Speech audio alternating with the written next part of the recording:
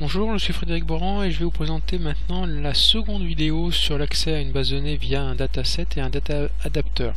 Donc dans la vidéo précédente, on a installé les deux data adapteurs, le dataset, la connexion, et on a travaillé en fait sur ce principe-là, la base, la connexion, les deux data adapteurs et ensuite le dataset. On a coupé la connexion, donc maintenant on a une table et l'idée, ça va être d'aller remplir les deux list box qui sont là dans la création des listes. Alors pour ça c'est très simple, on va déclarer un entier i, bon, ça c'est uniquement pour parcourir les deux tables. On va avoir une petite instruction qui va nous permettre de vider les deux tables, hein. les deux list box pardon, au moins pour être certain qu'il n'y aura plus rien dedans.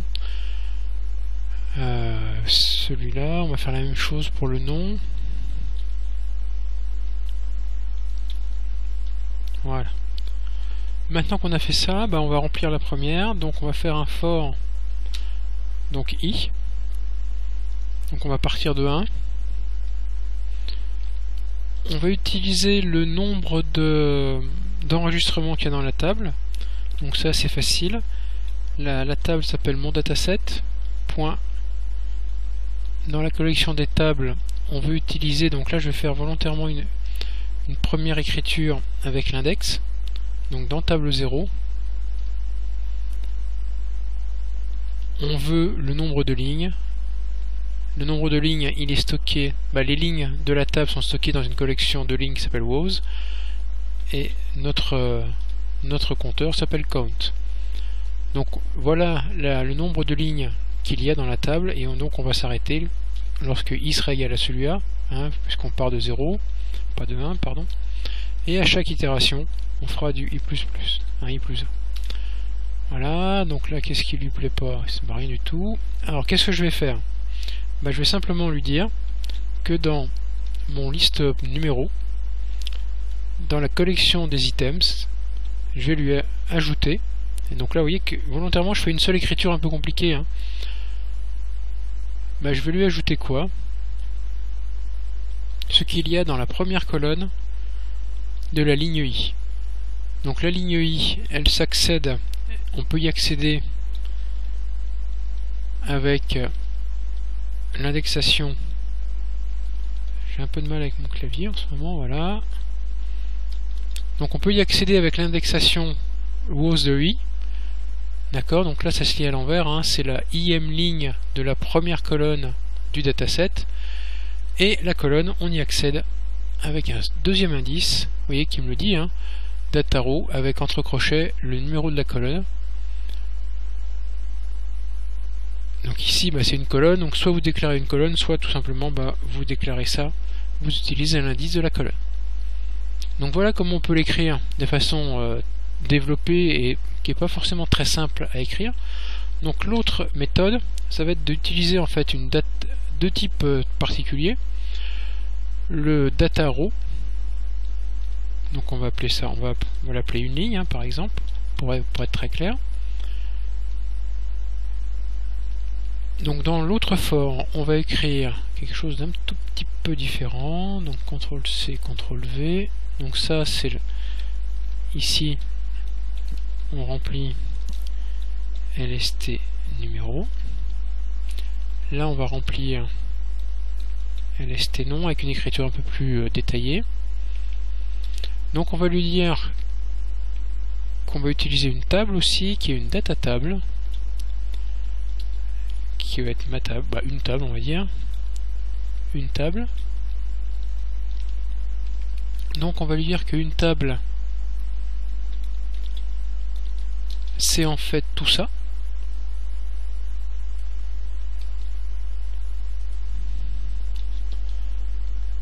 Donc c'est la première, c'est la deuxième table du dataset.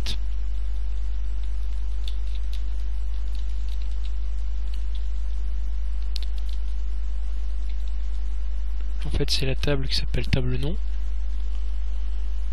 D'ailleurs ce qu'on peut faire, plutôt que d'utiliser le 1, on va mettre table nom. Comme ça sera clair. Donc ça veut dire que le for, déjà on va pas utiliser tout ça, mais on va utiliser simplement au niveau du compteur une table. Il faut que j'apprenne à écrire une table Voilà, une table.rose.count, d'accord. Bon, là c'est assez compréhensible, hein, c'est le nombre de lignes de la table. Par contre là, ce que je vais faire, c'est que je vais dire que une ligne, dans une ligne, là je vais mettre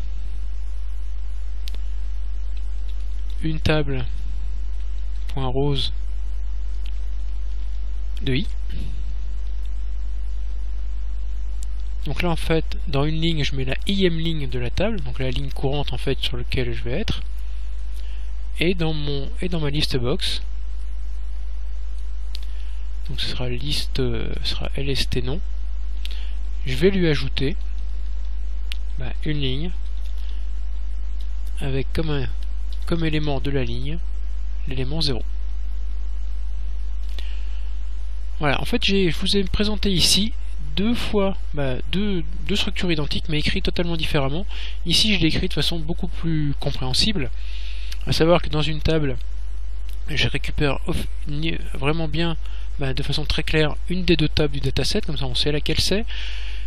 Je parcours toutes les lignes de cette table, je nomme une ligne, c'est la ligne i, c'est une table.rose de i, et qu'est-ce que je rajoute comme items dans lst nom? C'est une ligne, c'est l'élément 0 de la ligne. Voilà, donc là j'ai pas à me soucier des connexions ou quoi que ce soit, j'ai pas à me soucier du try-catch. Les seules erreurs possibles éventuellement, c'est que je me trompe en fait dans mes indices là. Bon, a priori il faut se faire un petit peu confiance. Donc on va voir ça,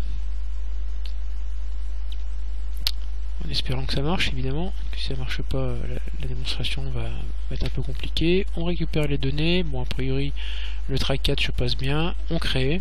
Et donc là je récupère bien 1, 2, 3 et vis, écrou, marteau. Donc ici les numéros dans ma table et ici les noms dans ma table. Voilà, donc la récupération marche.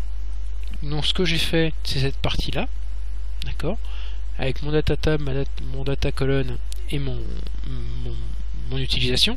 Maintenant ce que je vais faire dans la troisième vidéo, ça va être de faire un update et de remonter l'information jusqu'à la base de données. Je vous remercie.